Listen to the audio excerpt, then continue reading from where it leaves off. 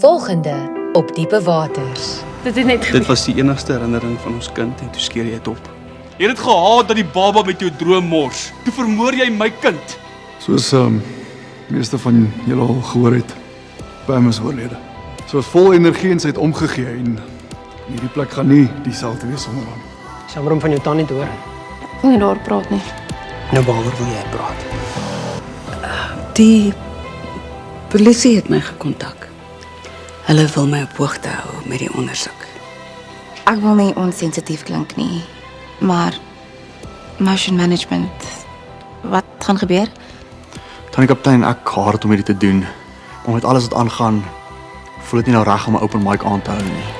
Kom ons gaan uit, kry 'n bietjie sonskyn en vars lug.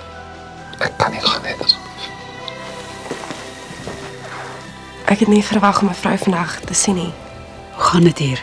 Alles is sonder beheer. Hoekom daai salon? Hoekom daai dag? Hoekom sy? Môre moet ons haar begrawe. Ons is nog hier. Ons het mekaar vandag nodig.